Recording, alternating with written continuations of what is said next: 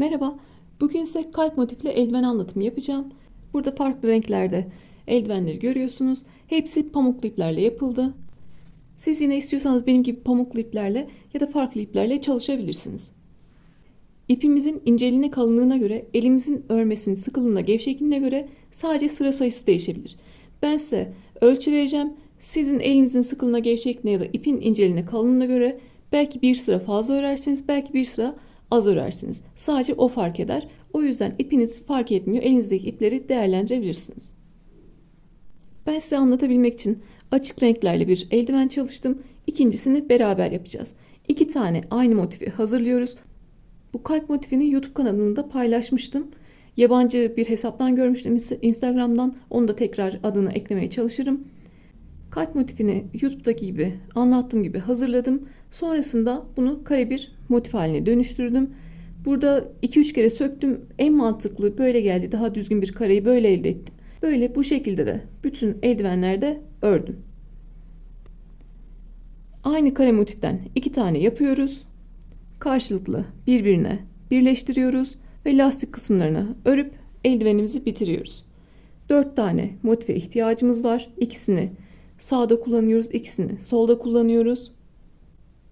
Aslında sağ parça, sol parça diye bir şey yok. Bunu sağ tarafa böyle giyerseniz sağ parça olur, sağ tek olur. Bu tarafa giyerseniz böyle sol tek olur. Sağı solu yok aslında. 2 tane aynı şekilde eldiven yapıyoruz. Bu eldivenin ölçüsü yetişkinlere göre. Ben çocuklar için de nasıl öreceksiniz onu video içerisinde anlatacağım. Yeni başlayanlar rahatlıkla öğrenebilsin diye ve çevirilerde düzgün çevrilebilsin diye tek tek anlatıyorum. Anlatımım size yavaş gelirse oynatma hızından hızlandırarak izleyebilirsiniz. Buradaki motifimin ölçüsü 9 santim. 9 santim olana kadar öreceğiz. Ortadaki kalp motifinden sonra 1, 2, 3 sıra örmüşüm beyaz renkle. Dediğim gibi sizin ipiniz benimkinden kalındır. 9 santime önce ulaşırsınız, şu son sırayı örmezsiniz. Ya da sizin ipiniz incedir. Bu noktada ördükten sonra 8 santimde kalmışsınızdır. Bir sıra daha fazla örebilirsiniz. O şekilde sıra sayısını artırarak ya da azaltarak 9 santime ulaşıyoruz. Ben 2,75 milim tığ kullanıyorum. Bilek kısmındaki ve parmak kısmındaki lastik kısımlarını da 2,5 milimle örüyorum. Daha sıkı sarsın diye, kavrasın diye buraları 2,5'la örüyorum. Siz çocuklara yapacaksanız ben çocuklara yaptığım zaman 2,5 milimle örüyorum. Ve burada 3 sıra örmüştük. Şu son sırayı örmüyorum. Çocuklarda bilek için ve parmak bölümü için de 2 milim tığ kullanıyorum. Siz kendi çocuğunuza ya da yakınıza yaparken son sırayı yapmayın, 2,5'la örüyorsunuz. Burada 3 sıra beyaz örmüştük. Siz şu son sırayı örmezsiniz. 2 tane motif yaparsınız karşılıklı. Birleştirin, çocuğun eline geçirin. Oluyorsa ondan sonra lastik kısmını örün. Olmuyorsa birleştirdiğiniz yeri zaten sökmek çok kolay. Sökersiniz. Çocuğun eline küçük geldiyse sizin yaptığınız motif bir sıra bizimki gibi artırırsınız. Mesela ben burada ikili trabzan yaptım burada. Burada da ikili trabzan yapsaydım fazla gelecekti. O yüzden burada tek trabzan yaptım. Siz burayı yaptınız. Çocuğunuzun eline küçük geldi. Tek trabzan yapsanız da büyük gelecek. O zaman burada sık iğne yaparsınız. Onun gibi oynamalarla motifin üzerinde kendinize ya da çocuğunuza göre ayarlamalar yapabilirsiniz. Ben bunu yetişkin boy yaptım ama eliniz küçüktür. Normal bir kadına göre küçük elleriniz vardır. Burada ikinci sırayı yaparsınız beyazla. Aynı çocuklarda yaptığınız gibi burada bir sıra sık iğne geçersiniz mesela. Burada motiflerin sıra sayısıyla oynayarak istediğiniz ölçülere ulaşabilirsiniz. Bir çift eldiven için yani 2 tane eldiven için 4 tane motife ihtiyacımız var. İkisini bir elde kullanıyoruz, ikisini bir elde kullanıyoruz. Ben bir tane eldiveni size anlatabilmek için yaptım. Bir tane motifi de size anlatabilmek için yaptım. Şimdi diğer motifi beraber yapacağız ve eldiven haline beraber getireceğiz. Kanalımda bu kalp kısmının detaylı anlatımı var. Onu hızlı şekilde anlatacağım. Sonrasında kare motife beraber geçeceğiz. Motifiniz 13 santim olursa Söğüt Hırka'da anlattığım gibi yapabilirsiniz. Eğer motifiniz 10-11 santim olursa da Afrika menekşesi hırkasında anlattığım gibi yapabilirsiniz. Sonrasında motifinizi, kalp motifinizi hırk haline dönüştürebilirsiniz. Kalp için öncelikle sihirli halka yapıyorum. Sihirli halkanın içine 12 tane ikili trabzan yapıyorum. Benim gibi parmağı dolayarak örmek istemiyorsanız yüzük parmağın üzerinden, orta parmağın altından ve işaret parmağın üzerinden alıyorsunuz. İpi iki parmağınıza tutuyorsunuz. Siz ördükçe ipiniz arkadan gelmeye devam ediyor. Nasıl rahat ediyorsanız öyle örebilirsiniz. Yeni başladıysanız kendinizi böyle örmeye alıştırın. Özellikle kağıt iplerde parmağı doladığınızda buradan çok kolay çıkabiliyor. O yüzden bu şekilde örmeye çalışın. Sihirli halka için ipi aldım, iki parmağımla tuttum ve döndürdüm. İpi tuttum ve döndürdüm. Bunun başka teknikleri de var. Ben küçükken böyle öğrendiğim için böyle devam ediyorum. Sihirli halkayı yaptım. Tığla giriyorum. İpimi aldım. 3 tane zincir çekiyorum. 1, 2 ve 3. 12 tane ikili trabzan yapacaktık. Bu 3 zincirde bir trabzan kabul ediyoruz. Tığın başına doladım. Halkaya girdim. Tığın üzerinde 3 ilmek var. İkisini birlikte alarak bir tane ikili trabzan yaptım. Tığın başına doladım. Halkaya girdim. Tığın üzerinde 3 ilmek var. İkisini birlikte aldım. Baştaki çektiğim 3 zincirle beraber 3 tane ikili trabzanım oldu. Bunu sıra sonuna kadar 12 trabzana tamamlıyorum.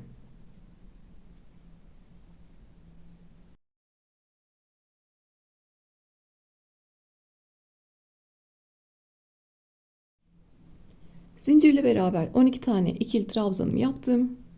Sıra sonunda ipi çekebildiğim kadar çekiyorum. Ortası kapanana kadar çekiyorum. Sıra sonunda başta çektiğim 3 zincirin tepesine kaydırıyorum. Bir tane zincir çektim. Tığın başına 2 kere doluyorum.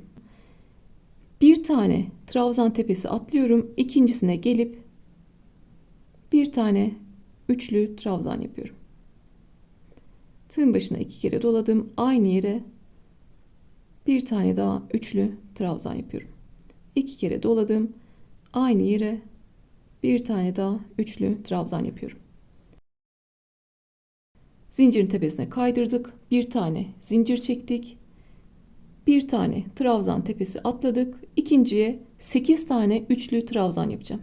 3 tanesini yaptım. Buraya 8 tane üçlü trabzan yapacağım. Dediğim gibi anlatım olduğu için biraz burayı hızlı geçiyorum. Eldivene başlayabilmek için 8 tane üçlü trabzan yapıyorum. 8 tane üçlü trabzan yaptım. Bir sonraki trabzanın tepesine bir tane ikili trabzan yapıyorum. Bir sonrakine geldim. Bir tane ikili trabzan, bir tane de tek trabzan yapıyorum. Tek trabzan ne? Tığın başına doladım. Aynı yere battım. Tığın üzerinde 3 ilmek var. Üçünü tekle çektim ve bir tane tekli trabzan yaptım. 8 tane üçlü trabzan yaptım aynı yere. Bir sonrakine ikili trabzan yaptım. Bir sonrakine bir tane ikili trabzan, bir tane tekli trabzan yaptım. Bir sonraki trabzan tepesine geldim. 2 tane tekli trabzan yapıyorum. 1, 2. Bir sonrakine geliyorum. Bir tane tekli, bir tane ikili trabzan yapıyorum. Kalbimizin bu kısmını örmüş olduk. Şimdi diğer tarafa geçiyoruz. Aynı işlemi diğer tarafta yapıyoruz. Arada bir zincir çektim. Bu taraftan itibaren tersten örüyormuş gibi düşünün. Burada ne yaptıysak bu tarafta aynı şeyi yapıyoruz. Tığın başına doladım. Bir sonraki trabzana bir tane ikili, bir tane tekli trabzan yapıyorum. Tersten gidiyoruz. İkili, tekli, tekli, tekli, tekli, ikili gibi. Bir sonrakine 2 tane tekli trabzan yapıyorum. Bir sonrakine bir tane tekli, bir tane ikili trabzan yapıyorum. Bir sonrakine bir tane ikili trabzan yaptım. Bir sonraki trabzan tepesine de 8 tane üçlü trabzan yapıyorum. Tığın başına 2 kere doluyorum. Aynı yere 8 tane üçlü trabzan yapıyorum. Sıra sonunda 8 tane üçlü trabzan yaptım. Burada bir tane trabzan tepem kalmalı. Çünkü burada da başlarken bir tane trabzan tepesi atlamıştık. Sıra sonunda geliyorum. En başta bir tane zincir çekmiştim. Onun dibine geliyorum, zincirin dibine batıyorum ve kaydırıyorum. Normalde burada bir zincirle bitirilmiş ama ben genelde motiflerimi halkanın içinden geçirerek kapatıyorum. Halkanın içinden geçirdim. İpimi sıkıladım ve yeteri kadar ip bırakıp kesiyorum. Motifin kalp kısmını ördük. Videosu olduğu için, anlattığım için hızlıca bir üzerinden geçtim. Sonrasında beyaz kısımla, açık krem kısımla devam ediyoruz. Burada koyu sarı renk kullandım. Burada da açık krem renk kullandım. Bu sırada kare şeklini elde edebilmek için üçlü trabzan, ikili trabzan, tek trabzan ve zincirlerden yararlandım. Ben bu şekilde düzgün bir kareye ulaştım. O yüzden hepsinde aynısını uyguluyorum. Bir üst sıraya çıkmadan bu ipleri de temizlemek istiyorum. Halkanın etrafında. Öncelikle burada bir tane zincir çekip sağlamlaştırıyorum sökülmesin diye. Sonrasında halkanın etrafında ipimi geçirerek gizliyorum.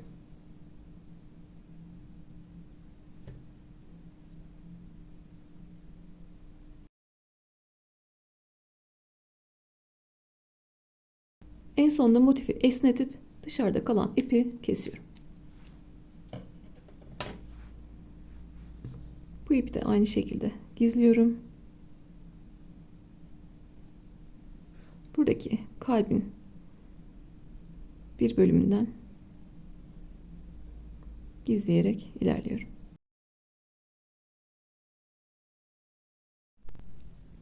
Motifimiz 1, 2, 3, 4, 5 sıralı. Şimdi 3. sıradayız. Açık krem renge geçiyorum. Yine tığımı değiştirmiyorum. 2,75 milim tığdayım. Sihirli halka yapar gibi ipi döndürdüm. Bu sefer daha küçük bir halka yaptım. Bir zincirle bir ilmek oluşturuyorum. Burada artık detaylı şekilde anlatmaya başlayabilirim. Burada bir zincir çekmiştik ortada. Kalbin tam aşağısında, orta bölümde. Oradan başlıyoruz. Buraya 2 tane sık iğne yapıyoruz. Bir zincirle bir ilmek yapmıştık. Burada kalbin tam altında bir zincirlik boşluğumuz var. Bir zincirlik boşluğa geldim. İpi aldım. Buradaki ipi de araya gizlemek için alıyorum. Tığın üzerinde 2 ilmek var. İkisini birlikte alarak bir tane sık iğne yapıyorum. Aynı yere bir tane daha sık iğne yapacağım. Buraya geldim. Bir tane daha sık iğne yapıyorum. 3. sıramıza kalbin altındaki bir zincirlik boşluktan başladık. Bir zincirlik boşluğa 2 tane sık iğne yaptık. 3. sıradaki kenardaki ördüklerimin sayısı her biri 11. Burada 11, burada 11, burada 11, burada 11. Aynı sayıya ulaşabilmek için buradaki ilk trabzanın tepesine atlıyorum. Zaten buraya 2 tane sık iğne yaptığımız için buradaki trabzanın tepesi kapandı. İkinci trabzanın tepesinden başlıyorum. Bunu bıraktım. İkinciden başlıyorum. Yanlışlıkla buraya da yaparsanız bir tane fazladan yapmış olursunuz ve 12'ye çıkmış olur kenar sayısı. Tığın başına doladım. Bir tane tekli trabzan yaptım. Yanındakine geldim. Bir tane ikili trabzan yaptım. Tekrar yanındakine geldim. Bir tane ikili trabzan, aynı yere bir tane de üçlü trabzan yapıyorum. Tığın başına 2 kere doladım. Aynı yere geldim. Bir tane de üçlü trabzan yapıyorum. Bizim zincir, tekli trabzan, ikili trabzan ve üçlü trabzan kullanmamızın sebebi buradaki boy eşitliğini sağlayabilmem. Çünkü kalpte farklı yükseklikler var şeklinden dolayı. Oraları zincirle, tekli trabzanla, ikili trabzanla ve üçlü trabzanla dengeliyoruz. Köşe boşluğu için arada 2 tane zincir çekiyorum. Tığın başına 2 kere doladım. Bir sonraki tepeye bir tane üçlü trabzan, tığın başına doladım. Aynı yere bir tane de ikili trabzan yapıyorum. Tığın başına doladım. Bir sonraki tepeye ikili trabzan, tığın başına doladım. Bir sonraki tepeye bir tane ikili, bir tane de tekli trabzan yaptım. Sırasıyla devam ediyorum. Bir sonrakine 2 tane sık iğne, bir sonrakine bir tane sık iğne, bir sonrakine bir tane sık iğne, bir sonrakine bir tane tekli trabzan ve bir tane ikili trabzan yapıyorum. Burası benim bir tane kenarım. 1, 2, 3, 4, 5, 6, 7, 8, 9, 10, 11. Gördüğünüz gibi hem burada hem de burada yükseklikleri eşitlemiş olduk. Şimdi artık tekrar köşe oluşturup bu sefer de burayı örmeye başlıyoruz. Bu kenarı bitirdikten sonra 2 zincir çekiyorum köşe boşluğu için. Tığın başını doladım. Bir sonrakine geldim. Bir tane ikili trabzan, bir tane tekli trabzan yapıyorum. Bir sonrakine geldim. Bir tane tekli trabzan yaptım.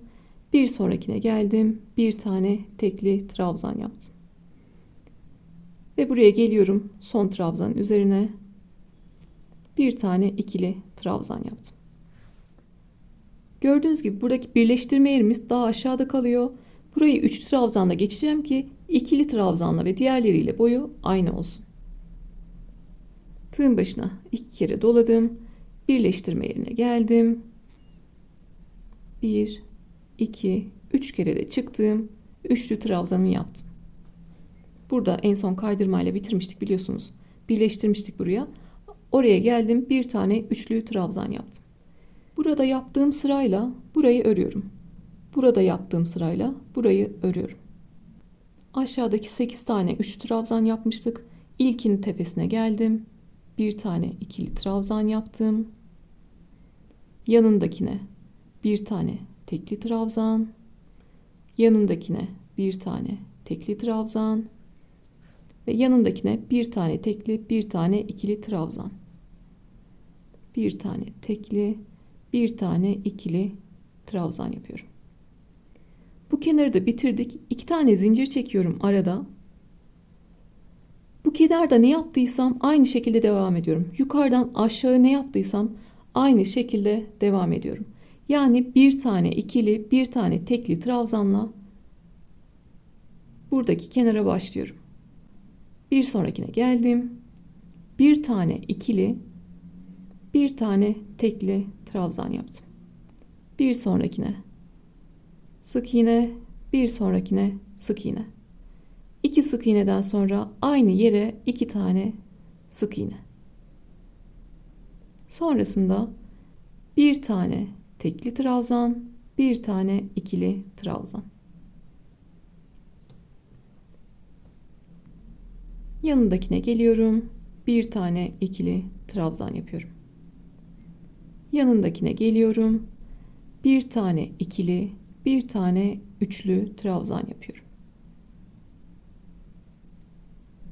Arada 2 zincir çektim çünkü artık bu kenarı da bitirdik. Buranın yarısını örmeye başlıyoruz. Arada 2 zincir çektim, tığın başına doladım. Bir sonrakine geldim. Bir tane üçlü trabzan, bir tane ikili trabzan yaptım aynı yere. Bir sonrakine geldim. İkili trabzan, bir sonrakine tekli trabzan ve bir sonrakine bir tane sık iğne. Bu aşamada saymanızda fayda var. Her bir kenarda 11 tane olmalı.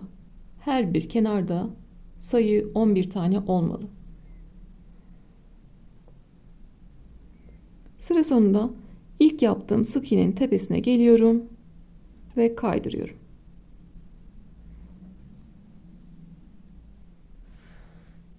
Üçüncü sırayı da böylece bitirmiş olduk. Biz burada 4 tane motif öreceğiz. Birincisini benim videoma bakarak öreceksiniz.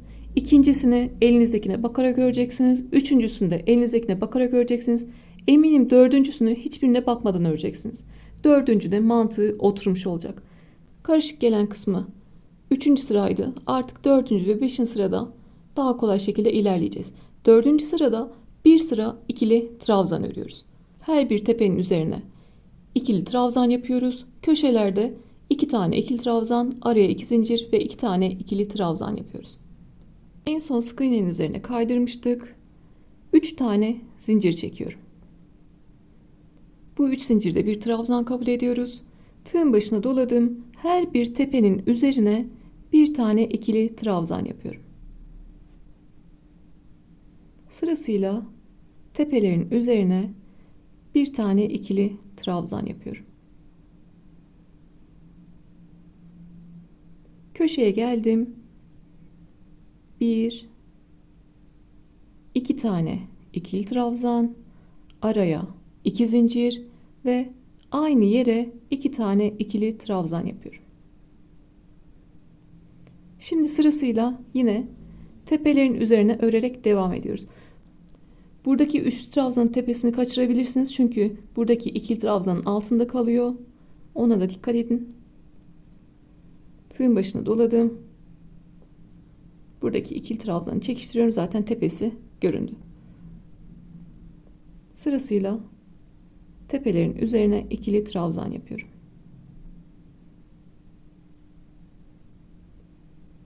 Bu sırada her bir kenardaki ikili trabzan sayısı 15 olacak.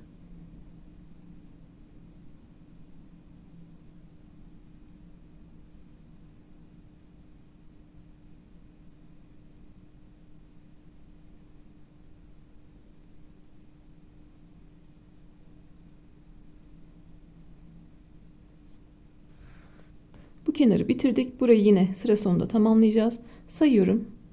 2, 4, 6, 8, 10, 12, 14, 15. 15 tane ikili trabzanım var.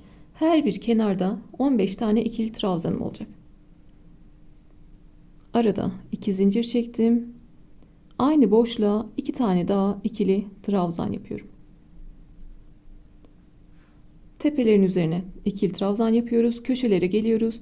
2 tane ikili trabzan, araya 2 zincir ve 2 tane ikili trabzan yapıyoruz. Yine sırasıyla trabzan yaparak devam ediyorum. İkili trabzanla köşeye kadar geliyorum.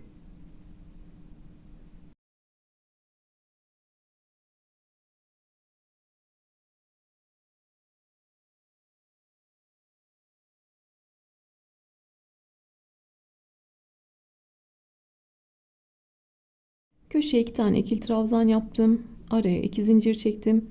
Aynı yere 2 tane ikili trabzan yapıyorum. Sırasıyla tepelerin üzerine ikili trabzan yapıyorum.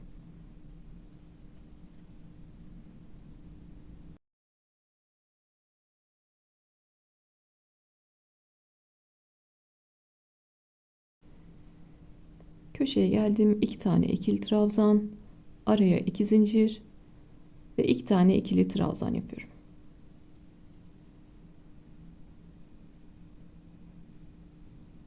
Sırasıyla tepelerin üzerine ikili trabzan yapıyorum.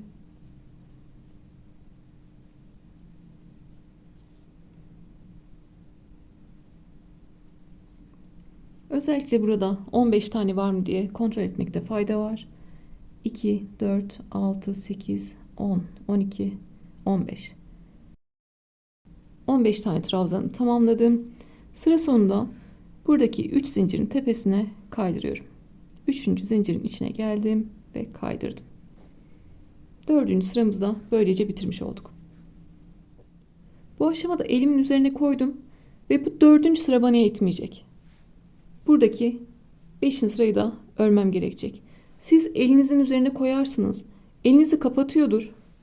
Bu sırada bitirebilirsiniz. Çünkü hepimizin elinin büyüklüğü de aynı değil. Bu şekilde bitirebilirsiniz. Zaten çocuklarınız da 2,5 milimle öreceğiniz için onlara genellikle yeterli oluyor. Ama sizin yavrunuzun eli de böyle nazik, miniciktir. Ona göre örebilirsiniz. Siz de bu 3. sırayı normal örüp bu sırayı ikili trabzan değil de tekli trabzanlarla bitirirsiniz. İkili trabzan yapmazsınız. Tekli trabzanla bitirirsiniz. Sonrasında böyle motif birleştirmeye başlarsınız. 4. sıramızda ikili trabzanlarla bitirdik. 5. sıraya geliyoruz. Bir sıra tekli trabzan yaptım. Ben normalde burayı ikili trabzanlı yapmıştım. Çok büyük geldi. O yüzden burayı tekli trabzan yaptım. Siz elinizin büyüklüğüne göre burayı sık iğne ile de geçebilirsiniz. Beşinci sırada da her bir kenarda 19 tane tekli trabzanımız olacak. Sıra sonunda zincirin tepesine kaydırmıştım. 2 tane zincir çekiyorum. Tığın başına doladım. Bir sonrakine geldim. Tekli trabzan yaptım. Bir sonrakine geldim. Tekli trabzan yaptım. Sıra sonuna kadar tekli trabzanlarla devam ediyorum.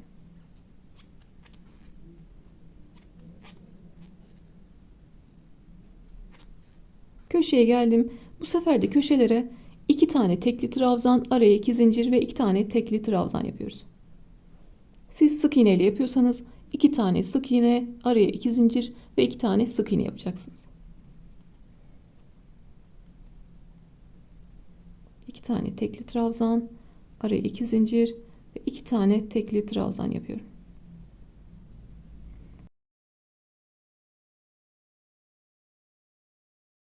Aşağı sıradan biliyoruz artık. Bu sırayı da öyle tamamlayabiliriz.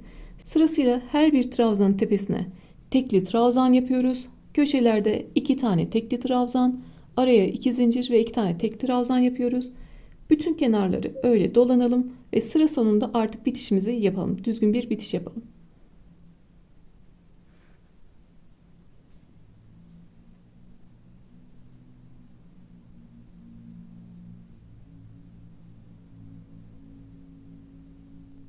Sıra sonuna kadar geldim. Saydım, bu kenarda da 19 tane tekli trabzanım var. Sıra sonunda ipimi yeteri kadar esnetiyorum ve kesiyorum. Sıra sonunda düzgün bir bitiş yapacağız. Şimdiye kadar gösterdiğim bütün motiflerde, hırkalarda, çantalarda düzgün bir bitiş yaptım. Yine aynı şekilde düzgün bir bitiş yapacağız. Buradaki amacımız buradaki gibi bir tepe elde etmek. Zincirlerin, sık iğnelerin, tekli trabzanların, ikili trabzanların, üçlü trabzanların böyle V gibi görünen tepeleri var. Böyle V gibi görünen tepeleri var. Biz bir tane daha bu tepeden oluşturmak istiyoruz. Çünkü karşılıklı birleştirdiğimiz zaman 2 tane tepe karşılıklı denk gelsin. En başta 2 tane zincir çekmiştik. Onu geçiyorum. Bir sonraki tekli trabzanın tepesine arkasından gireceğim. Motifimi çevirdim. İlk yaptığım tekli trabzanın tepesine motifin arka tarafından girdim. Tepenin iki kanadını birden aldım. İpimi aldım ve arkaya çektim. Burada da en son yaptığım tekli trabzan var. Demiştim trabzan tepesi V'ye benziyor diye. 2 tane kanadı var. Bir tanesi ön yüzünde, bir tanesi arka yüzünde. Son yaptığım tekli trabzanın arka kanadından girdim. İpimi aldım ve geçirdim. Gördüğünüz gibi bir tane daha trabzan tepesi oluşturmuş oldum. Buradaki ipi kontrol şekilde çekiyorum. Diğer tepelerle eşitliyorum onu. Tüm tepeler şimdi eşit şekilde görünüyor. İpi artık bu noktada gizleyeceğim. İpi aldım. Çok sıkmıyorum ki oraya kasmasın. Çok da gevşek bırakmıyorum. Diğer tepelerden daha büyük görünmesin.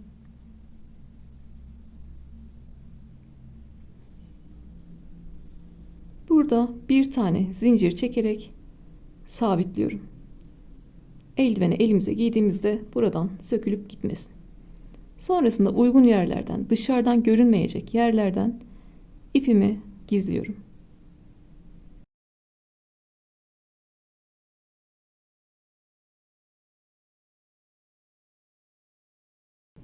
Tamam dediğim noktada motifimi esnetiyorum. Esnettikten sonra dışarıda kalan ipi kesiyorum. Burada da böyle en başta 3. sıraya başladığımızdaki ip kalmış. Onu da kesiyorum. Motifimin arkasını temizlemiş oldum. Ben şimdiye kadar olan kısmı kalpli kare motif diye YouTube'a eklerim. Oradan da sonrasında sadece o kısmına bakabilirsiniz. Artık kaydırma tekniğiyle İki parçayı, iki motifi birbirine ekleyeceğiz. Hırkaları da bu şekilde ekliyorum. En son sırasıyla biliyorsunuz Afrika menekşesi motifli hırka yaptık. Kaydırmayla söğüt hırka yaptık. Sonrasında ip koparmadan farklı bir teknikle de ayçiçeği motifli hırka yapmıştık. Bu iki motifin önce bu iki kenarını, karşılıklı iki kenarını bir bütün şeklinde birleştiriyorum.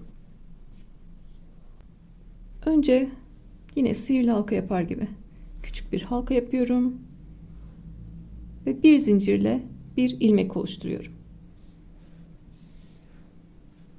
Trabzanların V gibi görünen tepeleri var demiştim. Gördüğünüz gibi tepenin bir kanadı motifin güzel yüzünde, düz yüzünde, bir kanadı da arka yüzünde. Biz arka yüzündeki yani iç kanatları kullanacağız. Motifler aynı şekilde yan yana duruyor. Köşede iki tane zincir çekmiştik. Biri bu kenarın zinciri, biri bu kenarın zinciri. Biz bu kenarın zinciriyle birleştirmeye başlıyoruz. Yani iki tane zincirimiz var. Bu kenardaki zincirden birleştirmeye başlıyoruz. Köşede iki zincir çekmiştik. Birinciyi bırakıyorum çünkü bu birinci bu kenarın zinciri. İkinci bu kenarın zinciri. İkinci zincirin iç kanadından giriyorum ve ilmeği geçiriyorum ta. İlmeği aldım, zincirin içinden geçirdim. İç kanadından geçirdim. Bu tarafta da aynı işlemi yapıyorum. İpi burada tutuyorum, kaçmasın diye.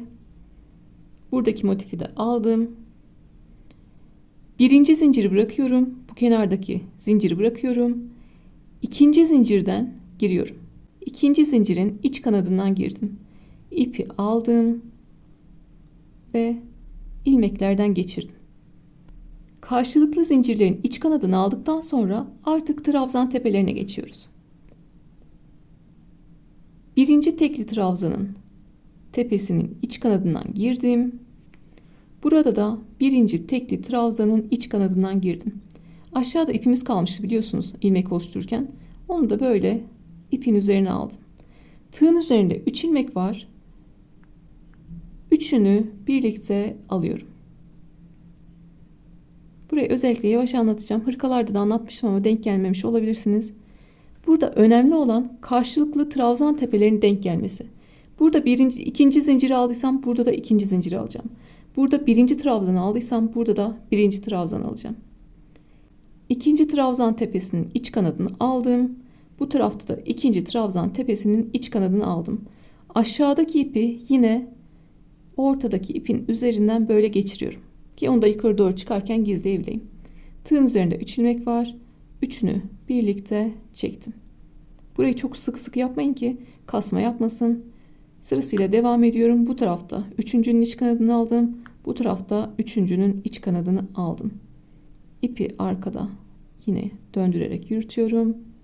Üçünü birlikte çektim. Dördüncünün iç kanadı, dördüncünün iç kanadı. İpimi arkada gizleyerek devam ediyorum. Üçünü birlikte çektim. Beşincinin iç kanadını aldım. Üçünü birlikte çektim. Sırasıyla karşılıklı trabzan tepelerinin iç kanatlarını alarak kaydırma yöntemiyle birleştiriyoruz.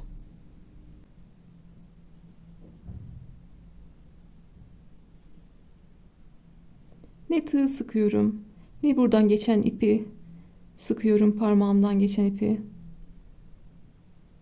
İpi gerdirmeden, tığı da sıkmadan rahat rahat kaydırmayla birleştiriyorum.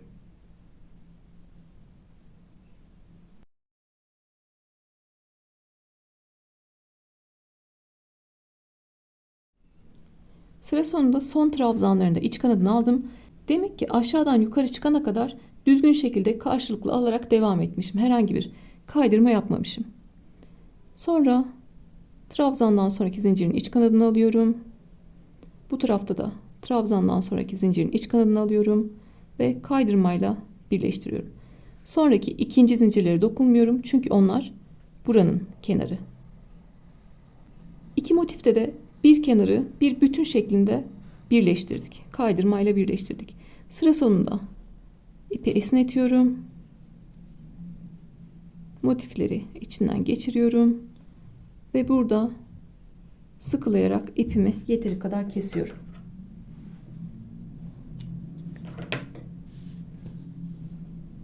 Karşılıklı şekilde kaydırmayla bir bütün şeklinde birleştirdim. Yani bu kısmımızı yapmış olduk. Şimdi parmak kısmını oluşturmaya başlıyoruz. Karşılıklı bir tane zincir, bu kenarın zinciri ve 4 tane trabzan birleştiriyorum. Yani 5 tane kaydırmayla birleştiriyorum aşağıda. Üstte de 5 tane kaydırmayla birleştiriyorum. Bu açıklık bana yeterli geliyor. Fazlasını yaptığımızda burası çok dar oluyor. O yüzden motifin karşılıklı aşağısında ve yukarısında 5 tane kaydırmayla birleştiriyoruz. Parmak kısmını örmeye başlıyoruz. Motifi karşılıklı katladım.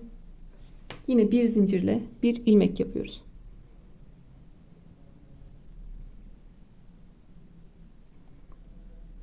Yine burada yaptığımız gibi bu kenarın zinciriyle başlıyorum. Bu kenarın zincirini aldım, iç kanadına ilmeğimi geçirdim. İpimi burada tutuyorum. Burada da bu kenarın zincirini iç kanadını alıyorum. İpimi aldım ve geçirdim. Zincir ve zincirden sonra 4 tane karşılıklı trabzanın tepesini alıyoruz.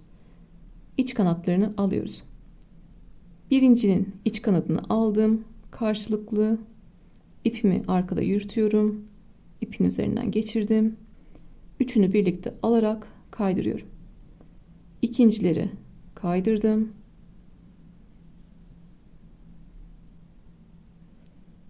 Üçüncülerin iç kanadını aldım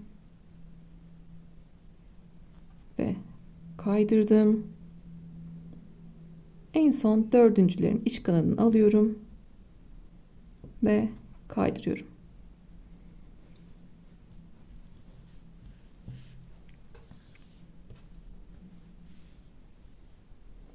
Bu mesafe yeterli geliyor. Şimdi zincirle beraber 4 tane de trabzan tepesine karşılıklı birleştirdik. İçinden geçirdim. Burayı sıkılıyorum ve ipimi yeteri kadar kesiyorum.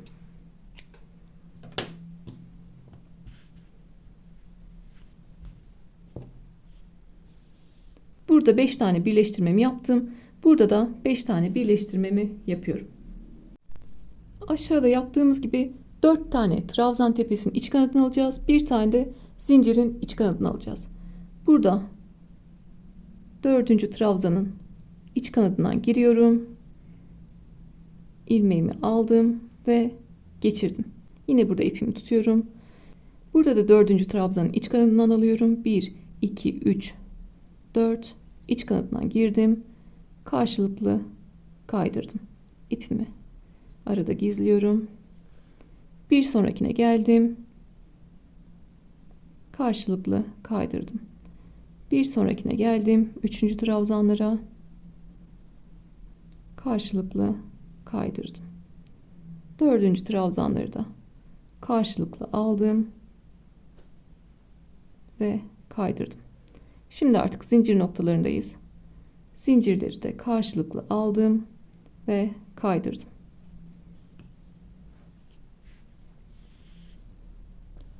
Aşağıda da yukarıda da karşılıklı 5 tane tepeyi birleştirmiş olduk.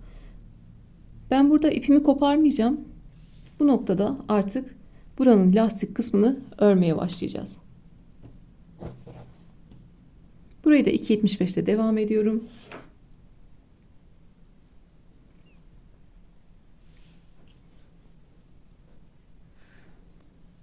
Hırkalarda lastik örerken de anlatmıştım. Bizim lastik örebilmem için düzgün bir zemine ihtiyacımız var. Bu düzgün zemin içinde bir sıra trabzan öreceğiz. İkili trabzan öreceğiz. Sonrasında bir önden bir arkadan alarak lastik sıramızı öreceğiz. Önemli olan bu trabzan sırasında, özellikle böyle küçük örgülerde sayabilirsiniz. Büyük hırkalarda sayamayabiliriz ama bunu da sayabiliriz. Trabzanlarınızın çift sayı olması gerekiyor. Tek sayı olduğunda bir önden bir arkadan denk gelmiyor. Bir tanesini 2 tane almak zorunda kalıyoruz. Onu yaşamamak için Bu trabzan sırasını çift sayı örmemiz gerekiyor. En son zincirleri alıp kaydırmıştım. 3 tane zincir çekiyorum. Bunu da bir trabzan kabul ediyoruz. Sonrasında köşe noktasına geliyorum. 2 zincirlik boşluğa bir tane ikili trabzan yapıyorum. Sırasıyla tüm trabzan tepelerine trabzan yapıyorum sonrasında. Sırasıyla ikili trabzan yapıyorum.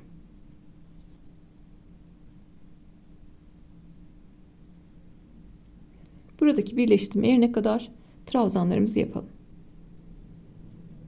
Burada birleştirme yerine geldim. Köşeye bir tane ikili trabzan, birleştirme yerine kaydırdığımız yere bir tane ikili trabzan ve köşeye bir tane ikili trabzan yapıyorum. Burada dikkatimiz dağılabilir. Geniş yapmışızdır. Araya 2 tane sığdırabilirsiniz. Ya da 2 tane zincir çekiyorduk bu arada köşede. Siz 1 tane çekmiş olabilirsiniz yanlışlıkla. Trabzan yapmadan geçersiniz. Elinizin sıklığına, gevşekliğine göre trabzan sayısını ayarlayabilirsiniz. Sonrasında sırasıyla trabzan üzerine trabzan örerek devam ediyorum. Sıra sonuna kadar trabzan üzerine trabzan örüyorum. Bu ipte arkada yürüterek geziyorum. Sıra sonuna geldim. Sıra sonuna kadar burada 44 tane trabzanım var. 44 tane ikili trabzanım var. Bunlarda da 44 tane ikili trabzanım vardı. Aynı şekilde aynı sayılarla ördüğümüz için. Siz de benimle birebir devam ettiyseniz sizin de 44 tane trabzanınız olmalı. Dediğim gibi elinizin sıkılığı, gevşekliği fark etmiştir. Bazı yerlerde az ya da çok batmışsınızdır. Orada sayı değişebilir. Önemli olan burada çift sayı yapmak. Mesela buraya kadar geldiniz, saydınız, 43 tane olmuş. 44 tane olması gerekiyordu ya da 42 olması gerekiyordu. Tek sayı olmuş. O zaman şu ikisini sökersiniz. Bunu tek şekilde örersiniz. Tığın başına doladım. 3 tane ilmek var. İkisini birlikte aldım. İkisini tığın üzerine bekletiyorum. Bir sonraki boşluğa geldim. Tığın üzerinde 4 ilmek var. İkisini aldım. En sonda üçünü birlikte topladım. Yani buradaki 2 trabzanı burada teke düşürmüş olduk. Ve çift sayıya ulaşmış olduk. Bu yöntemle de yapabilirsiniz. Tek sayı denk geldiyse en sonda.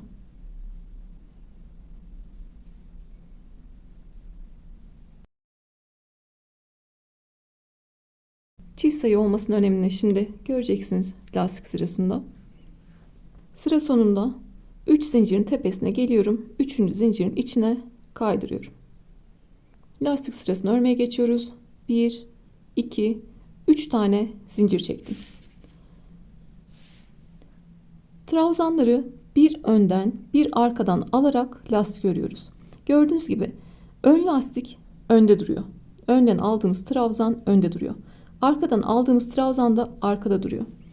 Ben bu 3 zinciri her zaman hırkada olsa, yelekte olsa, çantada olsa arka lastik olarak kullanıyorum. Ki 2 tane ön lastiğin arasında kalsın, çektiğim bu zincirler belli olmasın. Yine aynısını yapacağız. Çektiğim bu 3 zinciri arka lastik olarak kabul ediyorum. Tığın başına doladım. Bir sonrakini önden alacağız. Önden almak demek, trabzan tığın önünde kalacak demek. İpimi aldım. Bir tane ikili trabzan yaptım. Tığın başına doluyorum. Bir sonrakini arkadan alıyorum. Çok fazla araba geçiyor, cadde üzeri olduğu için arada çok fazla araba sesi geliyor olabilir. Tığın başına doladım. Bir sonrakini arkadan alıyorum. Arkadan almak demek de trabzan tığın arkasında kalacak demek. Yine ipimi aldım. Bir tane ikili trabzan yaptım. Bir sonrakini önden alıyorum. İkili trabzan yapıyorum. Bir sonrakini arkadan alarak ikili trabzan yapıyorum. Bir önden alıyorum. Bir arkadan alıyorum. Bir önden aldım. Bir arkadan aldım. Aşağıdaki trabzan sırasıyla tüm zemini eşitlemiştik. Başladığımız gibi bir önden bir arkadan, bir önden bir arkadan alarak bir bütün eldiveni dolanıyoruz. Eldivenin tepesini dolanıyoruz.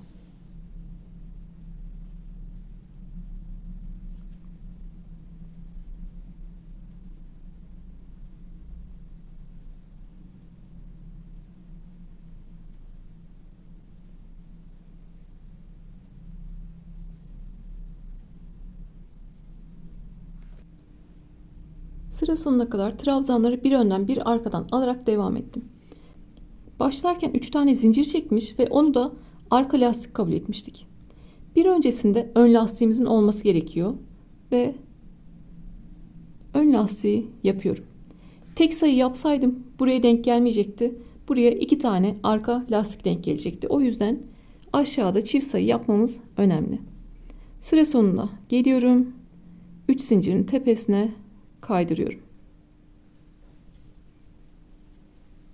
Burada da bir sıra trabzan ördük. Üzerine bir sıra lastik geçtik. Onun üzerine bir sıra daha lastik geçeceğiz.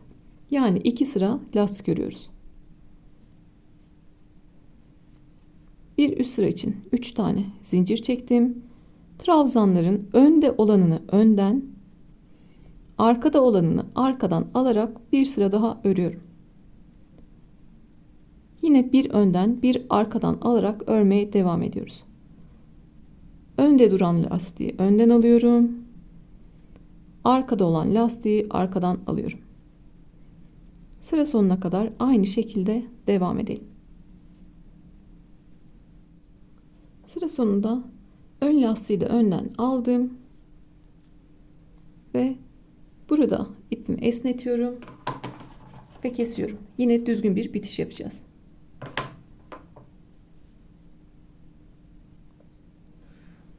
Çektiğimiz 3 zincire dokunmuyorum. Yaptığımız ön lastiğin tepesine giriyorum. Örgüyü çevirdim. Eldivenin iç kısmından ön lastiğin tepesine giriyorum. İpi aldım ve örgünün iç kısmına çektim. Ördüğümüz son lastik var. Onun iç kanadından eldivenin içinde olan kanattan girdim. İpi aldım ve çektim. Bir tane daha trabzan tepesi oluşturmuş oldum. Burada ipimi çekiyorum böyle. Diğerleriyle eşit olacak kadar. Sonrasında ipimi gizleyebilirim.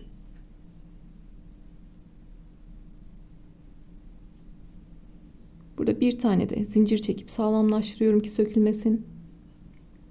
Sonrasında eldivenin iç tarafından dışarıdan görünmeyecek yerlerden gizliyorum.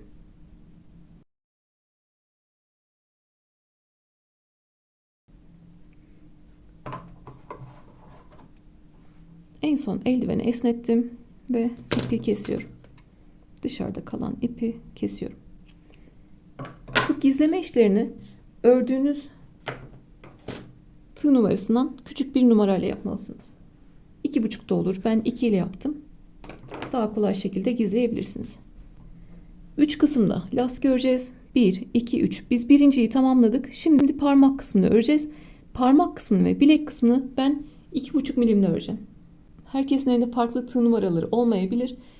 O aşamada da burayı daha sıkı şekilde örerek örgüyü daha tok bir hale getirebilirsiniz. Daha küçük bir tığ numaranız yoksa bilek kısmını ve baş parmak kısmını daha sıkı örebilirsiniz. Ben şimdi 2,5 milimlik tığ aldım. Bir tane ilmek yapıyorum. Burada da mantık değişmiyor aslında. Birincide ne yaptıysak aynısını yapıyoruz. Bir sıra trabzan geçeceğiz. Çift sayı olmasına önem göstereceğiz ve üzerine bir sıra lastik öreceğiz. Burada 2 sıra örmüştük. Burada bir sıra yeterli geliyor. Şimdi bir sıra trabzan çıkararak ilk sıramızı örelim. Ben genelde birleştirme yerine yakın bir yerden başlıyorum. Buradan girdim. İpi de araya aldım. Bir tane ikili trabzan yapıyorum. Tığın başına doladım. Birleştirme yerine geldim. Bir tane ikili trabzan yapıyorum. Sonrasında artık bu kenara geçtim. Buraya bir tane ikili trabzan yapıyorum. Bu aradaki ipleri de giderken gizliyorum. Sırasıyla ikili trabzan yapıyorum. Birleştirme yerinin buradaki kaydırmayla bitirdiğimiz yerin bir öncesinden trabzan çıkarmaya başladım. Buraya battım. Sonra kaydırma yerinden bir trabzan çıkardım ve sonrasında karşısından devam ediyorum. Trabzan üzerinden trabzan çıkararak devam ediyorum.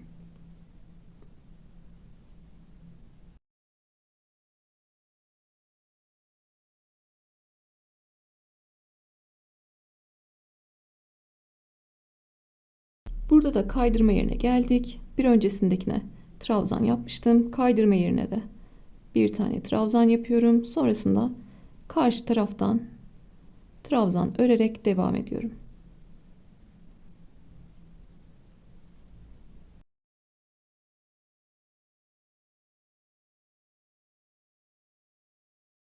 Sıra sonundayım. Bir tane daha trabzanımı yaptım ve sayıyorum.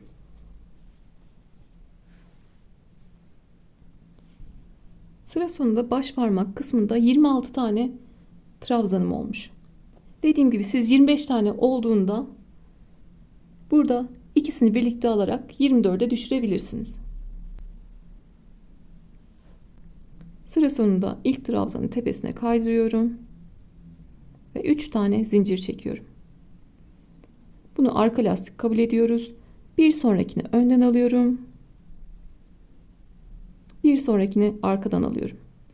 Yine bir önden bir arkadan alarak baş parmaktaki lastik kısmımızı da örelim. Zaten bir sıra lastik yapacağız burada.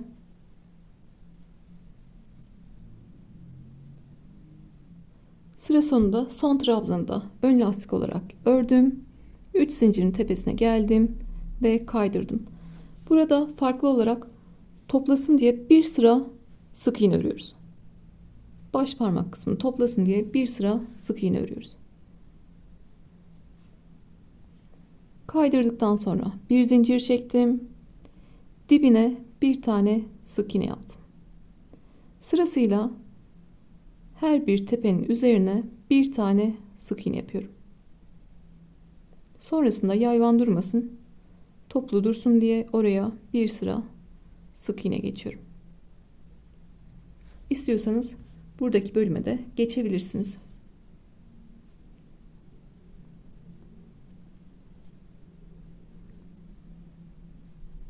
İpinizin yapısı daha esnektir. Orası da yayvan duruyorsa oraya da bir sıra sık iğne geçebilirsiniz.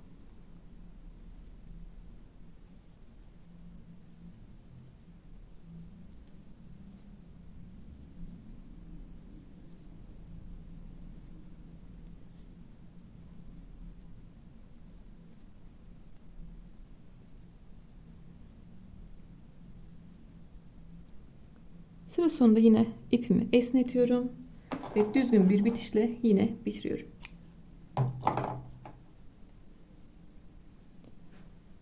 Zinciri bırakıyorum. İlk yaptığım sık iğnenin arkasından giriyorum ve düzgün bir bitiş yapıyorum. Burada gösterdiğim için burada tekrar aynı şeylerle sıkmak istemiyorum. Ben burayı düzgün bir bitişle bitiriyorum.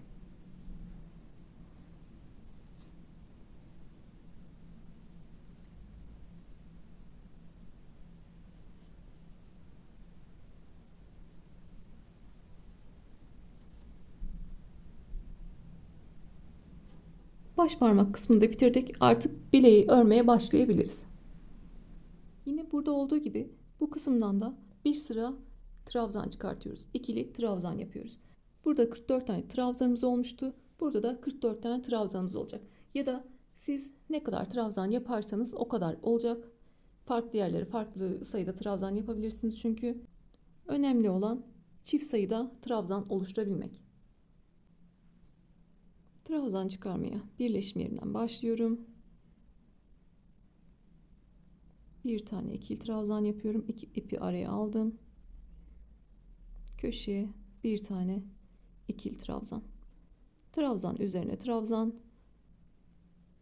Buradaki birleşim yerine de köşeye bir trabzan, birleşim yerine bir trabzan ve köşeye bir trabzan olarak devam ediyoruz. Burada anlattığım gibi bir bütün şeklinde trabzan çıkararak devam edelim. Bilek kısmında da yine 2,5 milim tığ kullanıyoruz. Siz elinizde başka numara tığ yoksa küçük numara burayı sıkı sıkı örerek yapabilirsiniz. Sıra sonuna geldim.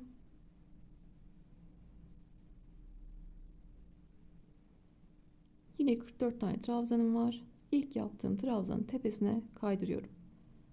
3 tane zincir çekiyorum. Bir önden, bir arkadan alarak örüyorum. Lastik kısmını öğrendik zaten.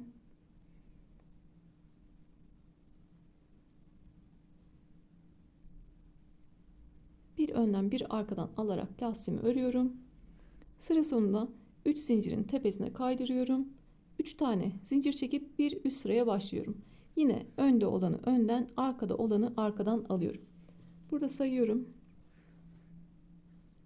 Trabzan sırasından sonra 1, 2, 3, 4, 5. 5 sıra lastik örmüşüm. 5 sıra lastiğin üzerine de burada yaptığım gibi bir sıra sık iğne örmüşüm. Şimdi bu kısımlarda öğrendiğimiz gibi 5 sıra lastiğimizi örelim. Bir önden bir arkadan alarak bir sırada sık iğneyi örelim ve en son iplerimizi gizleyerek eldivenimizi artık bitirelim. Trabzan sırasından sonra 5 sıra bir önden bir arkadan alarak lastik ördüm. Bir sırada ağız kısmını toparlayabilmek için sık iğne ördüm. Sıra sonunda ipimi kestim. Düzgün bir bitiş yapıyorum. Zinciri bıraktım. İlk sık iğnenin tepesinden girdim. İpi arkaya çektim. En son yaptığım sık iğnenin iç kanadından girdim. İpimi aldım. Bir tane daha sık iğne tepesi oluşturmuş oldum.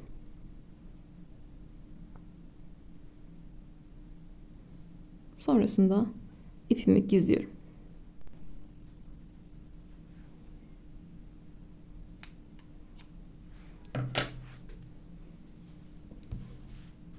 Varsa eldivenin iç kısmındaki ipleri gizliyoruz ve eldivenimiz tamam.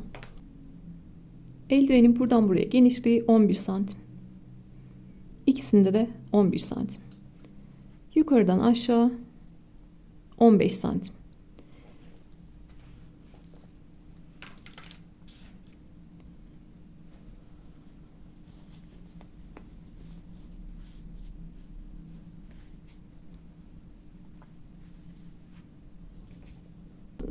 Buradaki bilekteki lastik kısmının uzunluğu aslında sizin keyfinize kalmış. İstediğiniz kadar uzatabilirsiniz. Bana bu kadar yeterli geldi. Siz istediğiniz kadar uzatabilirsiniz. Baş parmak kısmında o şekilde, burayı da o şekilde. İstediğiniz kadar uzatabilirsiniz. Zaten eldivenimiz parmaksız, telefonla ya da bankamatikte uğraşırken çıkarmak zorunda kalmıyoruz. Alize Cotton Gold ipler kullanmıştım. 216 numarası ve 62 numarası. 2.75 milimde tığ kullandım. Baş parmak ve bilek kısmında da 2,5 milim tığ kullandım. Çocuklara yaparken sıra sayısını azaltabilirsiniz. 2,5 milimle örersiniz. Bilek kısmında ve baş parmak kısmında 2 milimle örebilirsiniz. Burada gördüğünüz gibi istediğiniz renklerle örebilirsiniz. İstediğiniz boyutta örebilirsiniz. Elimden geldiğince anlatmaya çalıştım. Aklınıza takılan yerleri sorabilirsiniz. Bir sonraki videoda görüşmek üzere.